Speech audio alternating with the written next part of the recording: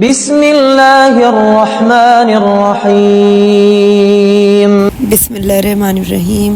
السلام علیکم۔ آپ سب کو خوش آمدید کہتی ہوں واقعات نبوی میں، جہاں ہم رسول اللہ صلی اللہ علیہ وآلہ وسلم کی بابرکت زندگی کے اہم واقعات کو آپ کے سامنے پیش کرتے ہیں۔ آج کی ویڈیو میں ہم آپ کو ایک اور دلچسپ واقعے کی طرف لے کر چلیں گے جو اسلامی تاریخ میں ایک سنگ میل کی حیثیت رکھتا ہے۔ یہاں آپ کو نہ صرف معلومات ملیں گی بلکہ آپ کے ایمان کو تازہ کرنے والے واقعات بھی سننے کو ملیں گے۔ ہمارا مقصد ہے کہ آپ کو نبی کریم صلی اللہ علیہ وآلہ وسلم کی زندگی کے واقعات سے روشناس کروائیں تاکہ آپ کا علم اور محبت دونوں میں اضافہ ہو۔ آج ہم بات کریں گے ایک ایسے معرکے کی جس نے مسلمانوں کو ایک نہایت اہم سبق سکھایا۔ فتح کا راز تعداد میں نہیں بلکہ ایمان اور اتحاد میں پوشیدہ ہے۔ یہ ہے واقعہ حنین، وہ جنگ جہاں مسلمانوں کی کثرت کے باوجود انہیں ابتدائی شکست کا سامنا کرنا پڑا، لیکن نبی کریم صلی اللہ علیہ وآلہ وسلم کی قیادت اور اللہ کی مدد سے کیسے پاسا پلٹا گیا، جنگ کا رخ کس طریقے سے تبدیل ہوا۔ 8 ہجری 630 عیسوی، حنین مکہ اور طائف کے درمیان ایک وادی کا نام ہے۔ تاریخ اسلام میں اس جنگ کا دوسرا نام غزوہ حوازن بھی ہے، اس لیے کہ اس لڑائی میں بنی حوازن سے مقابلہ تھا۔ مکہ اور طائف کے درمیان وادی میں بنو حوازن اور بنو ثقیف 2 قبیلے آباد تھے۔ یہ بڑے بہادر جنگجو اور فنون جنگ سے واقف سمجھے جاتے تھے۔ فتح مکہ کے بعد بھی انہوں نے اسلام قبول نہ کیا۔ ان لوگوں نے یہ خیال قائم کر لیا کہ فتح مکہ کے بعد اب ہماری باری ہے، اس لیے ان لوگوں نے یہ طے کر لیا کہ مسلمانوں پر جو اس وقت مکے میں جمع ہیں ایک زبردست حملہ کر دیا جائے۔ چنانچہ حضور اکرم صلی اللہ علیہ وآلہ وسلم نے عبداللہ بن ابی حدر کو تحقیقات کے لیے بھیجا۔ انہوں نے وہاں سے واپس آ کر ان قبائل کی جنگی تیاریوں کا حال بیان کیا اور بتایا کہ قبیلہ بنو حوازن اور بنو ثقیف نے اپنے تمام قبائل کو جمع کر لیا ہے۔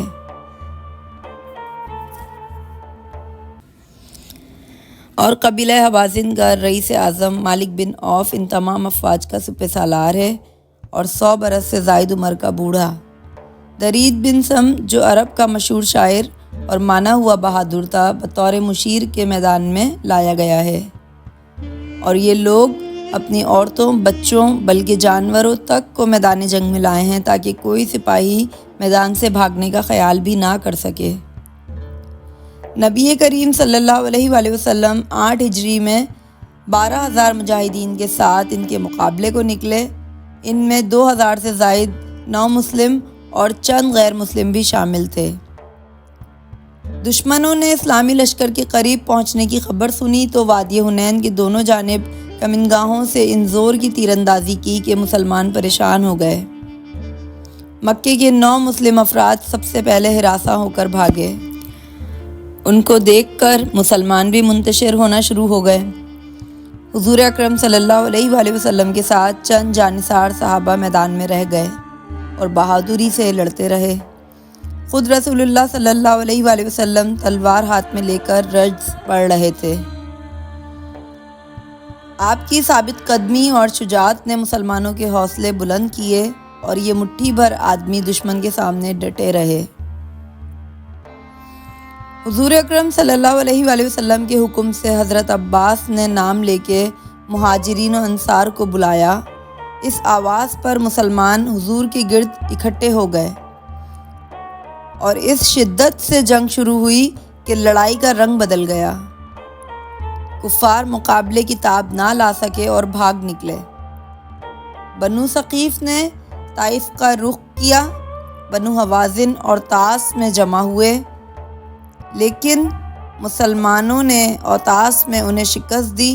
مسلمانوں کو شاندار کامیابی ہوئی۔ اور دشمنوں کے ہزاروں آدمی گرفتار ہوئے۔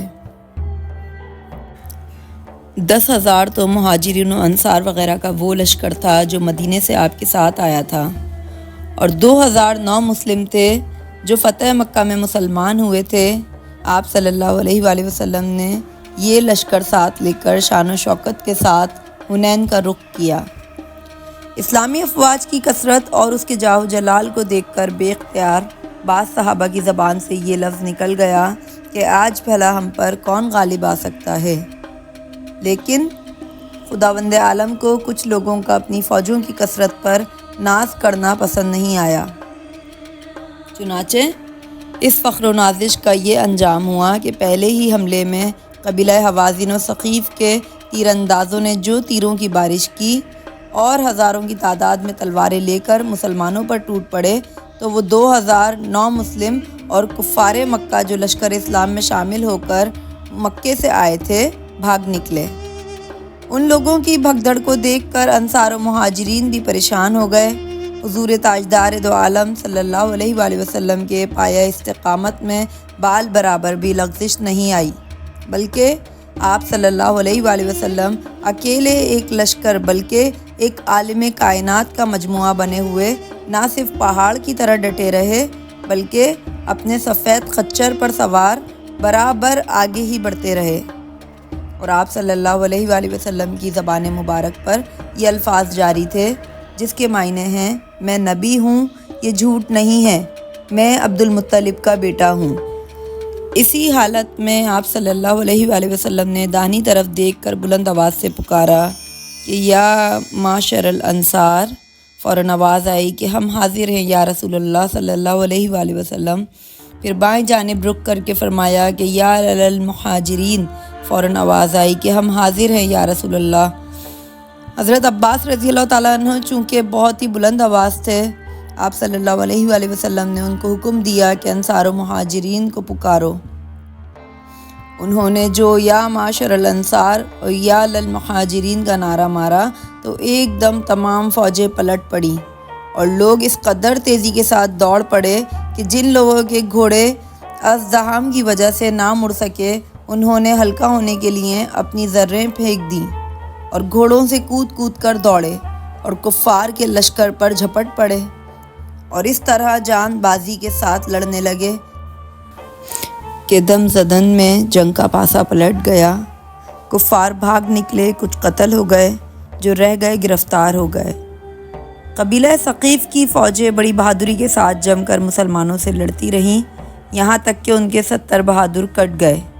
لیکن جب ان کا علم بردار عثمان بن عبداللہ قتل ہو گیا تو ان کے پاؤں بھی اکھڑ گئے اور فتح مبین نے حضور اکرم صلی اللہ علیہ وآلہ وسلم کے قدموں کا بوسہ لیا اور کثیر تعداد و مقدار میں مال غنیمت ہاتھ آیا، جسے رسول اللہ صلی اللہ علیہ وآلہ وسلم نے قبائل میں تقسیم کیا، اور اس جنگ کے بعد حوازن قبیلے نے اسلام قبول کر لیا، اور اس کے ساتھ ساتھ اللہ کے نبی صلی اللہ علیہ وآلہ وسلم نے ان کے قیدیوں کو رہا کر دیا۔